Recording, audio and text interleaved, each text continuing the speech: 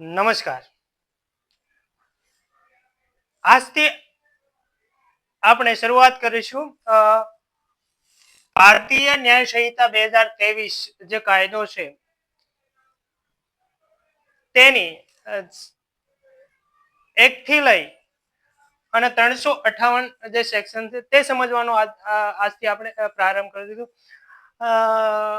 Topic wise અને section wise પ્રકરણ wise પ્રારંભ કરીશું. તો ભારતીય ન્યાય સંહિતા 2023 છે તે કાયદાની અંદર 20 પ્રકરણની અંદર એને વિભાજિત કરવામાં આવ્યો છે અને આ 20 પ્રકરણની અંદર અલગ અલગ પ્રકારના ગુનાઓ માટે અલગ અલગ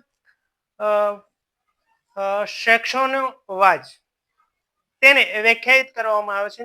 કેવા ગુના માટે કેટલી શિક્ષા કરવી, કેટલો દંડ કરવો, એ બધી જ જે જોગવાઈ છે તે આ કાયદાની અંદર એનો સમાવેશ કરવામાં આવ્યો છે. આ જે કાયદો છે એ મહત્વનો બીજા બધા કાયદાઓ કરતા આ મહત્વનો કાયદો છે. આની પહેલા જે કાયદો હતો તે આઈપીસી તરીકે ઓળખવામાં આવતો હતો 1860. આઈપીસી ઇન્ડિયન પિનલ કોડ 1860 તરીકે એને ઓળખવામાં આવતો હતો અને 2023 ની અંદર એ કાયદો રિપીલ છે અને નવો કાયદો આવ્યો. 2023 ની અંદર એમ કે 3 કાયદા આવ્યા. ઇન્ડિયન એવિડન્સ એક્ટ હતો, એની જગ્યાએ બીજો કાયદો આવ્યો. સીઆરપીસી હતી એની જગ્યાએ બીજો કાયદો આવ્યો અને જે આઈપીસી હતી તેની જગ્યાએ ભારતીય ન્યાય સંહિતા 2023 કાયદો આવ્યો. તો આની આજે મોટા મોટા તौर પર શરૂઆત કરીએ તો આની અંદર આ કાયદાની અંદર જે 20 પ્રકરણની અંદર વિભાજિત કરવામાં આવ્યો છે તેની અંદર મુખ્ય સેક્શનો છે અને પ્રકરણ વાઇઝ એની અંદર શું છે તે આ 20 પ્રકરણની અંદર મોટા મોટા તौर પર શું છે તેની આજે થોડી ઘણી ડિસ્કસ કરીશું. પહેલી વાર તમે આ ચેનલ સાથે જોડાયા હોય તો ચેનલને સબસ્ક્રાઇબ કરો અને બીજા મિત્રોને પણ શેર કરો, જેથી આ કાયદાની અંદર જે ગુનાઓ થઈ રહ્યા છે તેની તમને સહેલાઈથી સમજ પડે અને તમારા મિત્રો સગા સંબંધીઓને પણ ખબર પડે. અને બીજો આ વિડીયોના માધ્યમથી ઉદ્દેશ્ય એ છે કે તમારી સામે જ્યારે કોઈ ગુનો બને ત્યારે તે ખોટી સેક્શનો સાથે તમારા ઉપર ના લગાવવામાં, કારણ કે જ્યારે ગુનો બનતો હોય છે તે કોઈ અલગ સેક્શનની અંદર એની ડેફિનેશન એની વ્યાખ્યામાં આવતો હોય છે અને જ્યારે પોલીસ કે જે તે અધિકારીએ ગુનો લગાવે છે, સેક્શન લગાવે છે, તે કોઈ અલગ સેક્શન લગાવે છે, એની ડેફિનેશન જ આખી ચેન્જ થઈ જતી હતી. એના કારણે તમને જ્યારે શિક્ષા થાય તો કાં તો બહુ વધારે થઈ જાય, જે ગુનો કર્યો જ નથી એ ગુનાની અંદર થાય. બીજો એક આ વિડીયોનો ઉદ્દેશ્ય એ છે કે જ્યારે તમારી સાથે કોઈ ઘટના ઘટે અને તમે ફરિયાદી બનો અને ફરિયાદ આપવા જાઓ ત્યારે જે ડેફિનેશનની અંદર જે ગુનો બન્યો છે એ ગુનાની સેક્શનો જ્યારે ના લગાવવામાં આવે અને કોઈ બીજી સેક્શનો લગાવવામાં આવે ત્યારે અપરાધી છે, આરોપી છે એ છૂટી જાય છે. જો પહેલેથી જ આપણને એની સાચી માહિતી હોય તો તેની તે ગુનો કર્યો છે એની સાચી શિક્ષા જે તે અપરાધી કે ગુનેગારને થાય તે પણ છે. તો સમજવાનો શરૂઆત કરીએ કે આખા ચેપ્ટર કાયદાની અંદર મોટા મોટા તौर પર શું છે તેની શરૂઆત કરીએ. તો સેક્શન 1 થી 3 જે પહેલા પ્રકરણની અંદર આપવામાં આવી છે, તો જે આ કાયદો છે તે કાયદાનું નામકરણ કરવામાં આવે છે. જ્યારે પણ કોઈ કાયદો અમલમાં આવતો હોય છે તો તેનું નામકરણ તેનું નામ શું રાખવું, તો તેની સેક્શન 1 કલમ 1 ની અંદર વ્યાખ્યા કરવામાં આવતી હોય છે, એનું નામકરણ કરવામાં આવતું હોય છે. અને એ કાયદો ક્યારથી અમલમાં આવશે તેની પણ એ સેક્શનની અંદર અથવા તો એ પ્રકરણની અંદર લખેલું હોય છે. આ જે પહેલું પ્રકરણ છે તેની અંદર નામકરણ અને વ્યાખ્યા ઘણી બધી એ વ્યાખ્યા એવી હોય કે કઈ વસ્તુની અથવા કઈ વ્યક્તિની કેવી રીતની વ્યાખ્યા કરવી, તો તે બધી જ વ્યાખ્યાઓની વ્યાખ્યાઓ આ પ્રકરણ 1 ની અંદર કરવામાં આવી છે. એના પછી પ્રકરણ 2 ની અંદર સેક્શન 4 થી લઈ અને 13 નો સમાવેશ કરવામાં આવે છે. આની અંદર જે શિક્ષા કરવામાં આવે છે, પનિશમેન્ટ કરવામાં આવે છે, તે કયા કયા પ્રકારની પનિશમેન્ટ કરવામાં આવતી હોય છે તેની વાત પ્રકરણ 2 ની અંદર કરવામાં આવી છે. અને જે શિક્ષાના પ્રકાર છે તેની પણ વાત પ્રકરણ 2 ની અંદર કરવામાં આવી છે. ક્યારે પનિશમેન્ટ વધારી શકાય, ક્યારે ઘટાડી શકાય, કોણ વધારી શકે, કોણ ઘટાડી શકે, તેની વાત પણ પ્રકરણ 2 ની અંદર કરવામાં આવી છે. તે બાદ પ્રકરણ 3 ની અંદર સેક્શન 14 થી લઈ અને સેક્શન 44 નો સમાવેશ કરવામાં આવ્યો છે.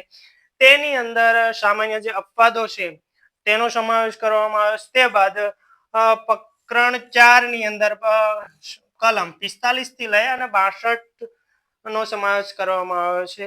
અને આની અંદર દુષ્પ્રેરણ એટલે કે ઉશ્કેરણી કઈ કઈ રીતે થતી હોય છે અને એની ઉશ્કેરણીની વ્યાખ્યા શું છે તે નો સમાવેશ પ્રકરણ 4 ની અંદર કરવામાં આવ્યો છે. તે બાદ પ્રકરણ 5 છે જેની અંદર કલમ 63 થી લઈ અને 99 નો સમાવેશ કરવામાં આવે છે.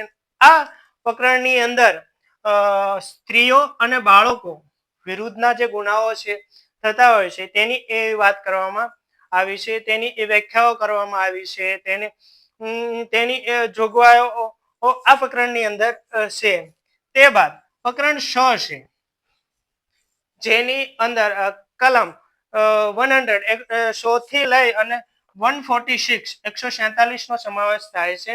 અને આ પ્રકરણની અંદર માનવ શરીરને અસર કરતા જ્યારે ગુનાઓ થતા હોય છે તો એની ડેફિનેશન શું કરવી, એની વ્યાખ્યા શું કરવી, અને જે માનવ શરીરને લગતા જ્યારે ગુના થાય તો એને કઈ સેક્શનની અંદર સમાવેશ કરવો તેની વાત આ પ્રકરણની અંદર કરવી છે. જેમ કે વ્યથા, મહાવ્યથા, અપહરણ, અપનયન, આવા બધા પ્રકારના જે ગુનાઓ છે તેને પ્રકરણ 6 ની અંદર માનવ શરીરને અસર કરતા ગુનાઓની અંદર સમાવવામાં આવે છે. તે બાદ પ્રકરણ 7 ની અંદર 147 થી લઈને 158 147 થી લઈ 158 નો જે સેક્શન છે, કલમ છે, તેનો સમાવેશ પ્રકરણ 7 ની અંદર કરવામાં આવે છે. અને તેમાં રાજ્ય વિરુદ્ધના જ્યારે ગુનાઓ બનતા હોય છે ત્યારે એની સજા કયા પ્રકારે કરવી અથવા કેટલી કરવી તેની વ્યાખ્યા પ્રકરણ 7 ની અંદર રાજ્ય વિરુદ્ધના ગુનાઓના પ્રકરણની અંદર આપવામાં આવી છે. તે બાદ પ્રકરણ 8 કલમ 159 થી લઈને 168 ની અંદર ભૂમિદળ, નૌકાદળ અને હવાઈ દળ આજે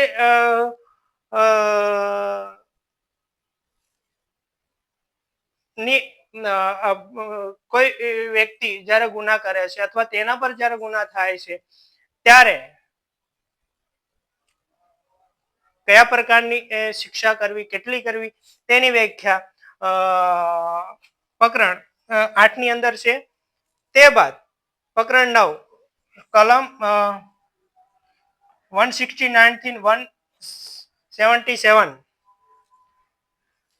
જે છે છૂટણી સંબંધિત ગુનાઓ માટે શું જોગવાઈ હોઈ શકે, કેટલી શિક્ષા કરવી, કેટલી શિક્ષા માં વધારો કરવો, તે બધાની વાત આ પ્રકરણની અંદર કરવામાં આવે છે. પ્રકરણ 9 ની અંદર છૂટની સંબંધિત ગુનાઓ માટે. તે પછી પ્રકરણ 10 ની અંદર સેક્શન 178 થી લઈ અને 188 નો સમાવેશ કરવામાં આવે છે. આ પ્રકરણની અંદર સિક્કાઓ અને ચલણી નોટો સ્ટેપ સંબંધિત ગુનાઓ માટે શું શિક્ષા કરવી, એની વ્યાખ્યા શું કરવી, તેનો સમાવેશ પ્રકરણ 10 ની અંદર કરવામાં આવે છે. તે બાદ પ્રકરણ 11 ની અંદર સેક્શન 189 થી 197 189 થી લઈને 197 ની અંદર જાહેર સુલે શાંતિ નો જ્યારે ભંગ થતો હોય છે ત્યારે જે તે વ્યક્તિને શું શિક્ષા કરવી અને એની ડેફિનેશન શું શું હોઈ શકે તેની વાત પ્રકરણ 11 ની અંદર કરવામાં આવી છે. તે બાદ પ્રકરણ 12 ની અંદર કલમ 198 થી લઈ અને 205 નો સમાવેશ થાય છે અને આ પ્રકરણની અંદર રાજ્ય સેવકે કરેલા ગુનાની વાત કરવામાં આવી છે કે એને કેટલી શિક્ષા કરવી કે અને કેવા પ્રકારની ઘટના ઘટે તો એ રાજ્ય સેવકે ગુનાહિત કૃત્ય કર્યું છે તેવું માની શકાય. તેની એ વાત પ્રકરણ 12 ની અંદર સેક્શન 189 થી 205 ની અંદર કરવામાં આવી છે. તે બાદ પ્રકરણ 13 ની અંદર 207 થી લઈ અને 226 ની અંદર રાજ્ય સેવકે કરેલા રાજ્ય સેવક નો તિરસ્કાર કરવામાં આવે તો જે તે વ્યક્તિને શું શિક્ષા કરવી, કેટલી કરવી, તેની વ્યાખ્યા પ્રકરણ 13 ની અંદર કરવામાં આવી છે. તે બાદ 227 થી લઈ અને 269 ની અંદર પ્રકરણ 14 ની અંદર ખોટા પુરાવા સંબંધિત ગુનાઓ માટેની કેટલી શિક્ષા કરવી, એને ખોટો પુરાવો કોને કહી શકાય તેની એ વ્યાખ્યા આ પ્રકરણની અંદર આપવામાં આવી છે. તે બાદ પ્રકરણ 15 270 થી લઈને 297 નો સેક્શન નો સમાવેશ પ્રકરણ 15 ની અંદર થાય છે અને આ પ્રકરણની અંદર જાહેર આરોગ્ય ક્ષેત્ર ને લગતા જે ગુનાઓ છે તેને લગતા જે ગુનાઓ છે તે સંબંધિત શું શિક્ષા કરવી તેને વ્યાખ્યા આ પ્રકરણની અંદર આપવામાં આવે છે. તે બાદ પ્રકરણ 16 ની અંદર ધર્મ સંબંધિત ગુનાઓ જ્યારે થતા હોય છે ત્યારે તેને શું શિક્ષા કરવી, સેક્શન 298 થી 202 ની અંદર તેની જોગવાઈ આપવામાં આવી છે. તે બાદ પ્રકરણ 17 ની અંદર સેક્શન 303 થી લઈ અને 337 ની અંદર મિલકત સંબંધિત જે ગુનાઓ છે તેની એ વાત કરવામાં આવી છે, જેમ કે ચોરી કરવી, લૂંટ કરવી, ધાડ પાડવું, બરોબર. તો આ બધી જે મિલકતને લગતા જે ગુનાઓ છે, કોઈની મિલકતને નુકસાન પહોંચાડવું, આવી બધા જે ગુનાઓ છે તેને લગતી જ્યારે શિક્ષા કરવામાં આવે તો કેટલી કરવી, કેટલી હોવી જોઈએ તેની વાત પ્રકરણ 17 ની અંદર 303 થી લઈ અને 337 ની અંદર કરવામાં આવી છે. તે બાદ પ્રકરણ 18 ની અંદર કલમ 335 થી 350 નો સમાવેશ થાય છે. આ પ્રકરણની અંદર દસ્તાવેજો ને લગતા ગુનાઓ માટે, માલ વેચાણ ને લગતા ગુનાઓ માટે શું શિક્ષા હોઈ શકે તેની વાત કરવામાં આવી છે. તે બાદ પ્રકરણ 19 ની અંદર કલમ 351 થી લઈને 357 ની અંદર બદનક્ષી અને અપમાન ને લગતા જે ગુનાઓ છે, બરોબર, આવા પ્રકારના ગુનાઓ તેની વાત કરવામાં આવી છે. અને લાસ્ટમાં પ્રકરણ 20 છે. આ પ્રકરણ 20 ની અંદર એક સેક્શન છે જે 358 છે અને રદ કરવા બાબત મતલબ કે આની પહેલાનો જે આઈપીસી જે કાયદો હતો એ રદ કરવા માટેની જે જોગવાઈ છે તે પ્રકરણ 20 ની અંદર 358 છે બરોબર. આ પ્રકારે આ જે કાયદો છે ભારતીય ન્યાય સંહિતા એ 20 પ્રકરણની અંદર વહેંચાયેલો છે અને 558 સેક્શન કલમની અંદર વહેંચાયેલો આ કાયદો છે બરોબર. હવે આ કાયદાની અંદર જે સેક્શનો છે તેને એક પછી એક આપણે ધીરે ધીરે આના પછીના લેક્ચરોમાં સમજવાની કોશિશ કરીશું. Thank you.